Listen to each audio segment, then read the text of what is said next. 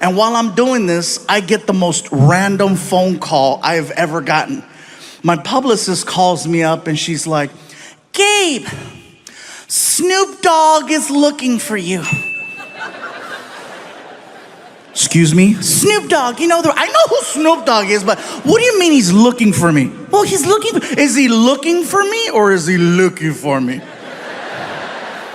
He's a fan and he wants to interview you. Oh, cool, sounds good. What is it? I think it's some type of podcast. I'm in. Can I bring Frankie? Absolutely. Cool. So I hang up the phone. I'm excited. I want to tell my son. I'm like, Frankie, I'm walking towards your room. I'll be at your door in 3, 2, 1. Hey, all right, you're dressed. Good. Come on, let's go. Where are we going? Watch. We get in the car. And now we're off on this adventure to go do an interview with Snoop Dogg. You guys, let me tell you something. We get to the neighborhood and we're lost. The GPS says we're there, but we're lost. We're looking for a house and there's no house, just a big building. And so I'm like, this doesn't look like a podcast, really? So I pull up to the security gate. Tap the button on the wall. Security desk, can I help you? Hey, security desk, my name is Gabriel Iglesias, and I think I'm here to do an interview with Snoop Dogg. Okay, one moment. Oh, okay, this is it. Good. I'm so excited. Snoop Dogg? This is gonna be cool, right? Sir? Yes. Yes, hi. There is no Gilbert Ignatius on file. What? Could there be another name? Another name? I don't know. Fluffy, maybe? And the gate starts to open. I'm like, oh my God, I'm officially in the rapper's world because my real name doesn't mean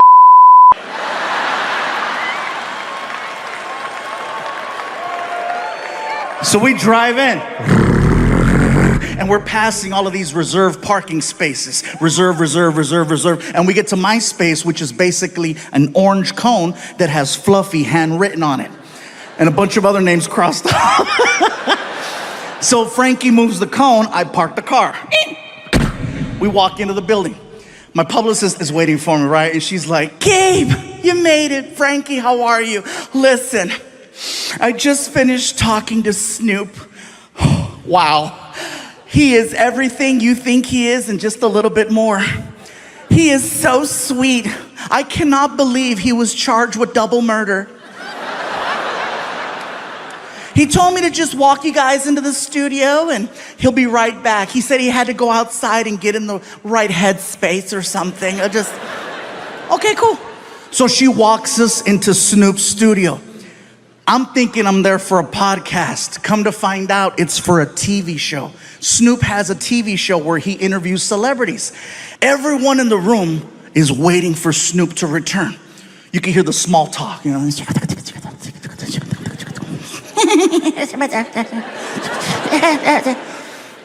All of a sudden, everyone stands up. And I'm looking around like, what's going on? And I look at the door to see if Snoop's walking in and I don't see him. And I could see my son. I don't realize it, but Snoop is entering the room through a different door.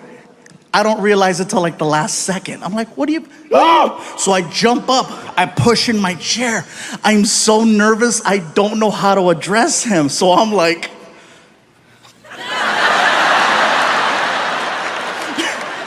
I felt stupid. Hi. Snoop walks over to me and he's so cool, you guys. He's so cool. He walks over to me and he grabs my hand. He's really strong. He pulls me in and he says, yo, what it do, baby boo? How you feel?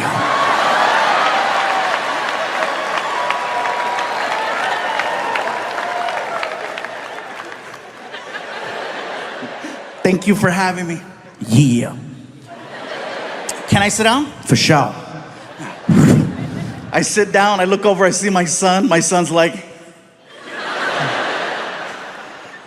The difference between Snoop's show versus any other talk show I've ever done is that usually there's a person, like a producer or a director, who comes to you and gives you information, like how the show begins, topics you're gonna cover, how you go to commercial, how you come back from commercial. I've spoken to no one. Snoop just starts talking. And at some point, they hit record. I'm waiting for action or a buzzer and something. Snoop just starts talking to me. Yo, what up, Big Fluff? Big Fluff? Oh, that's hey! Yo, you like music? Snoop, I love music. I love your music. Yeah, that's what's up. He opens up a laptop computer and then he hits play. And the next thing I know, we are listening to hardcore Mexican banda music. I mean hardcore.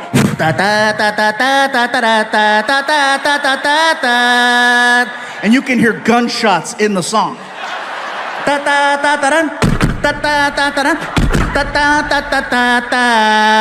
And then a cow. And the whole time Snoop is like, I love it when he go moo. What?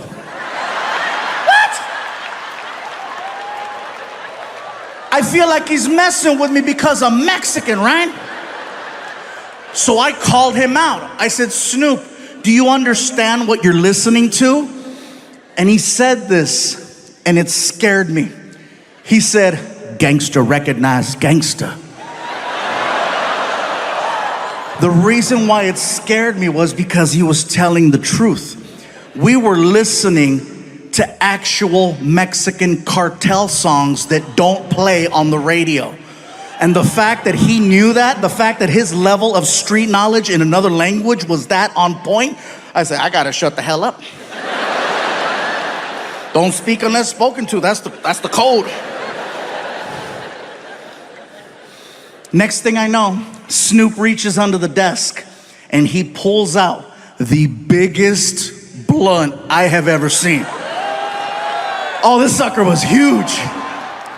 As soon as he pulled out that freaking blunt, I got excited because I wanted to grab my cell phone, okay? I wanted to grab my cell phone so that I could take a selfie of Snoop in the background being Snoop. So while I'm fumbling, trying to get my phone, Snoop starts talking to me again. Yo, Big Fluff. Yeah, what? Hit that while I hit this.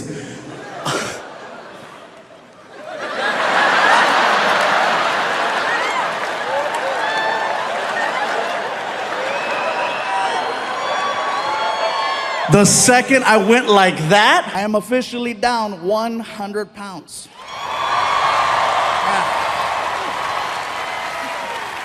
Yeah.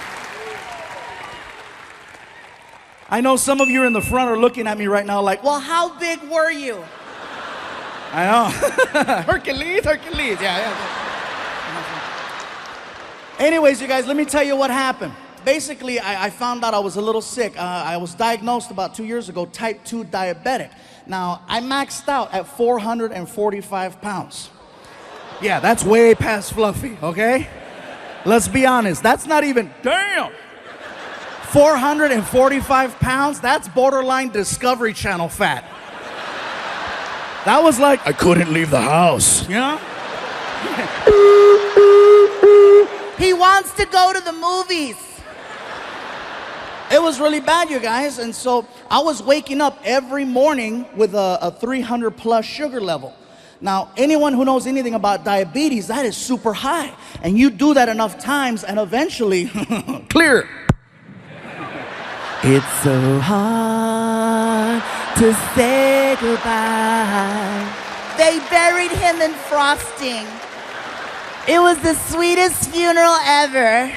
Everyone got a cupcake. It was it was so nice.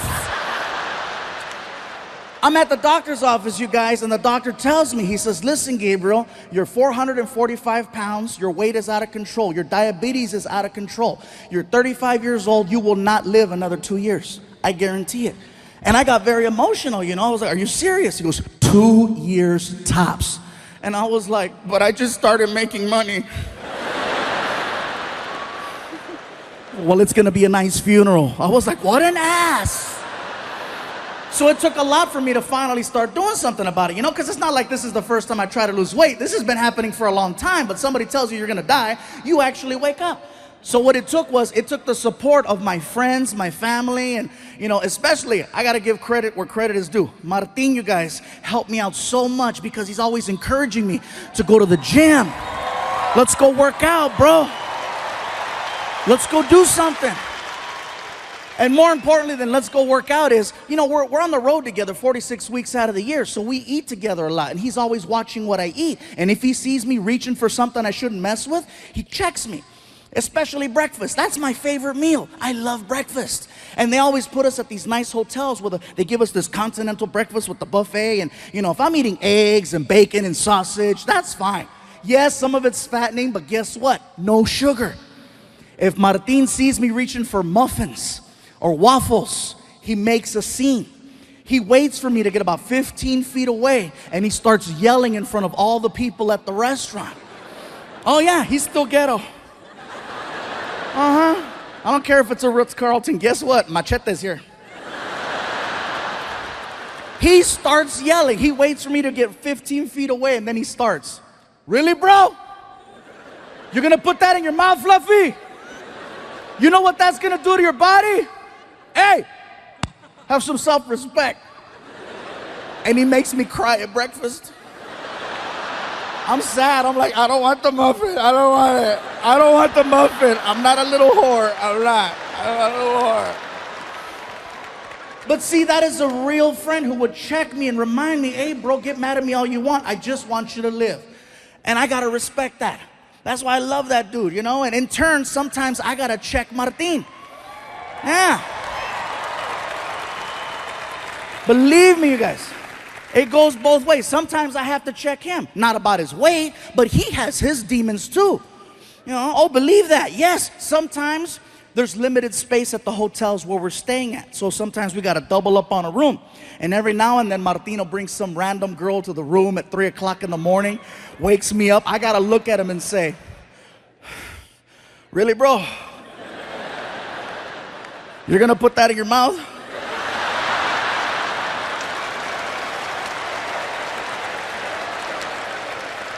He's at the point now of spoiled where he walks up to me and he goes, Dad, I'm really bored with my Nintendo Wii. Can I give it to my friend Angel? I go, what did you just say?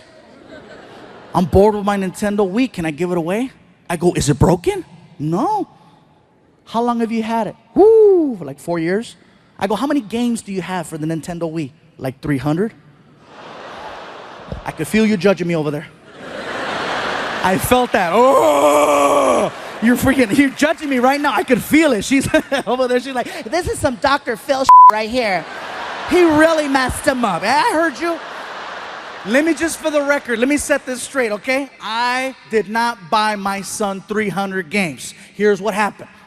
I have a friend who's a computer hacker, and for $75, he put 300 games on my son's hard drive. Yes, I have money, but I'm still ghetto.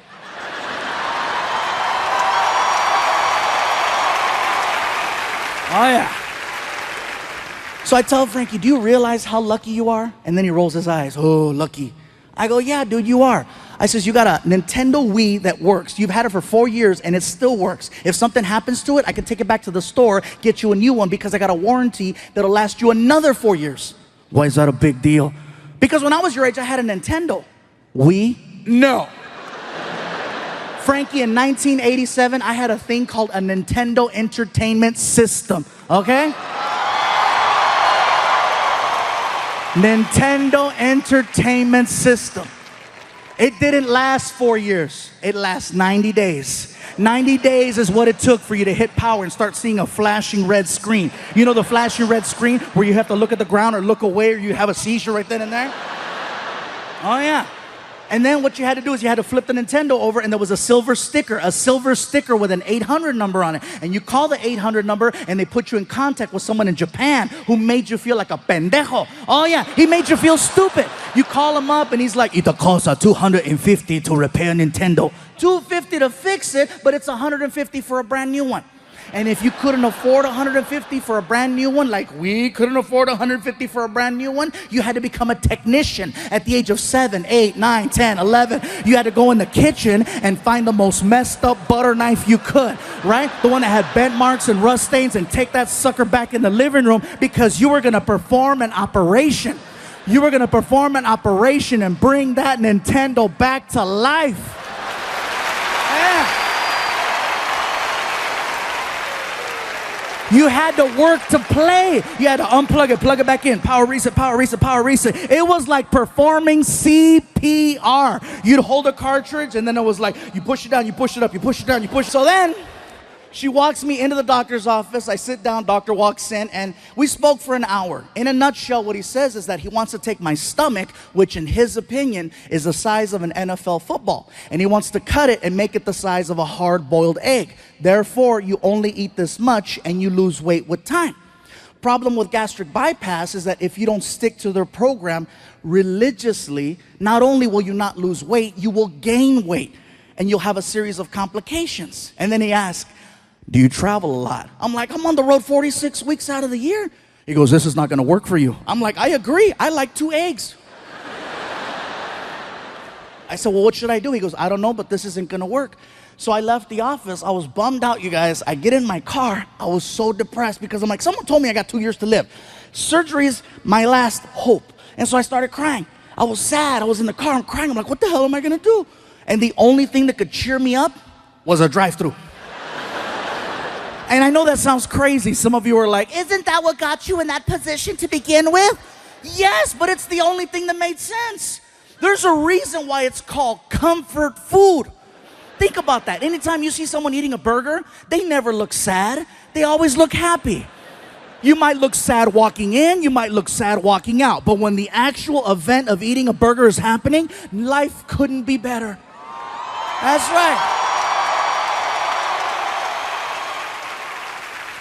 My girl told me that I make sounds when I eat burgers. I didn't know. Apparently I do. I'm eating a burger and I'm like,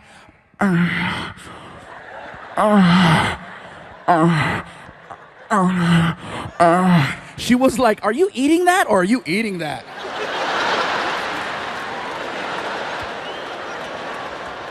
Think about it. Who's sad when they're eating fast food? I'll tell you who's sad. The person eating a salad watching someone eat fast food. That's who's sad. So I pull up to this fast food restaurant with a big M on it. And the guy in the speaker's like, may I help you? And I'm crying. I'm like, you have no idea. What I eventually wound up doing, you guys, is I started low carbing. Now, I am not eating healthy by no means, okay? I still eat fast food every single day. And people question it. How do you eat fast food and lose 100 pounds? I'll give you an example.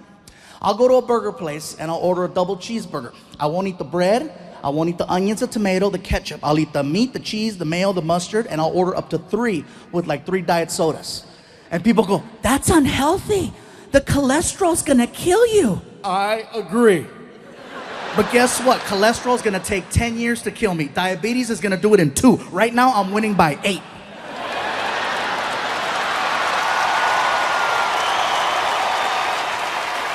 Hell yeah, that's called fluffy math, bro. There's a lot of people mad in here right now. Fluffy found a loophole. Yes. So I started low carbing, I started doing yoga, and I know that sounds like a joke right there. Yeah, some of you are like, he means yogurt. No, yoga. Freaking DDP helped me, and then, keep it cool.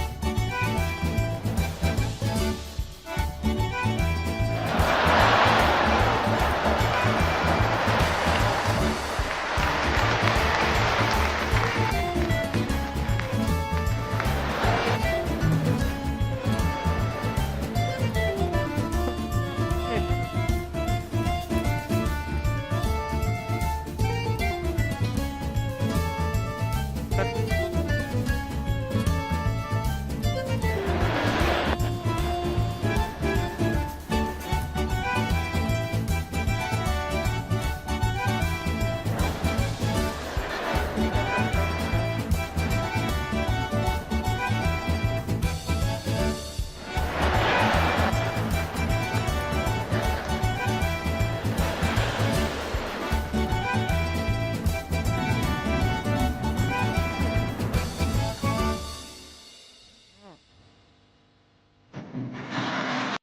I get a letter in the mail from my old high school, and it's like, time for the reunion.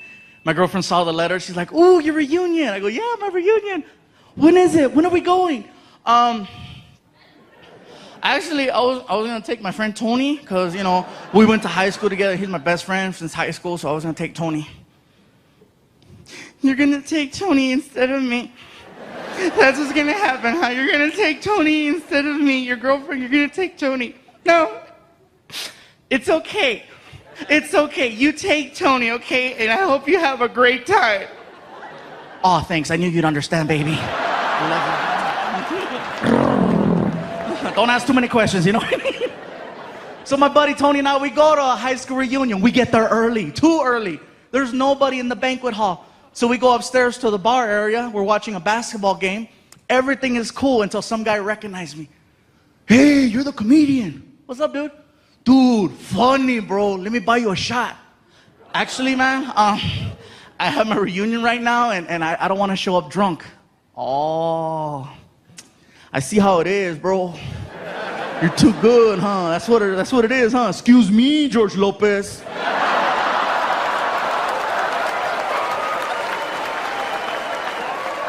"Let's do the stupid shot." "All right, bartender shot." So he freaking makes a double. And we freaking cling, cling, and slammed it. I'm like, "Oh, thank you, man. Thank you. Let's do another one." "Oh, hey, man, I'm okay. Thank you." See how it is, Paul Rodriguez?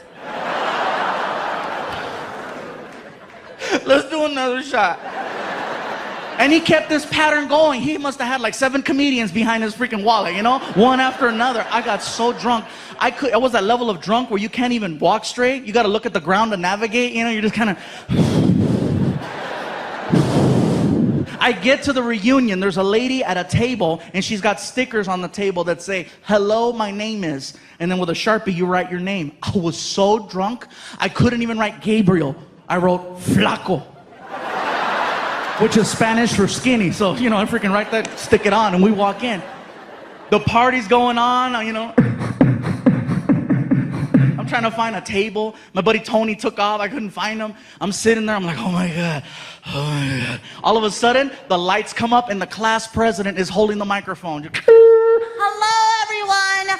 Welcome to the Wilson High School class reunion. Let's just cut to the chase, find out what everyone's been up to, and keep the party rocking. So she pulls out a list. Who's done this? Who's done that? Who has the most children? Some girl in the back. 7. Everybody's like, "Puta." Now you remember. Okay. All right? She keeps going down the list. Who's done this? Who's done that? Who's been on television? Everybody at my table who wasn't talking to me before, they weren't talking to me before. Now they're like, "Right here, right here, right here." I'm like, "No, I'm drunk, no, shh." Sure enough, here comes the girl. Oh, we have a celebrity over here. Come on, say something. Get up here, Flaco. Come on, Flaco, get up here. No, I'm okay. Oh, come on, get up here. Are you too good or what? So I got mad and I jumped up. "I'm not too good."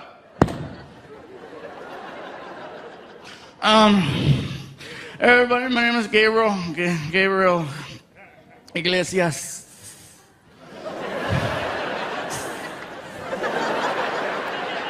I don't want to say a whole lot right now because I've been drinking and I don't want to say nothing stupid.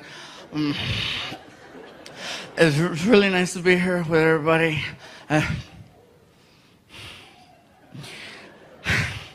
I see 2 girls here tonight. 2 who, when I was in the 12th grade, I asked out to the prom.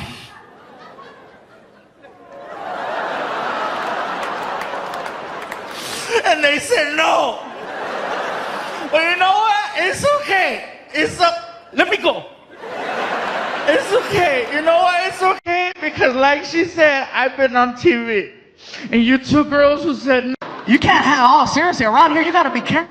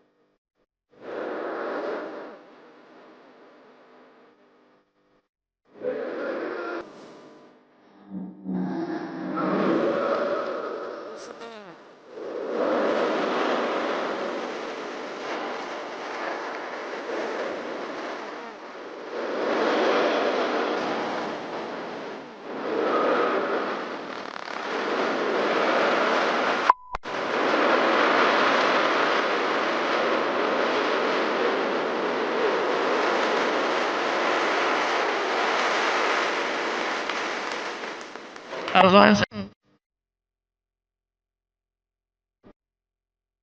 drive.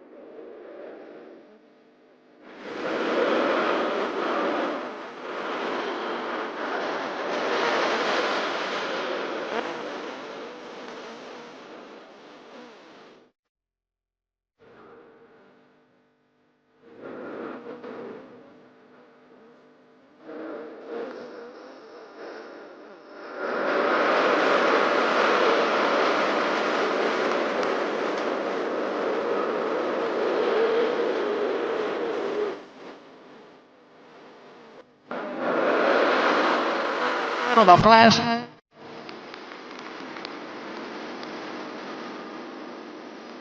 You can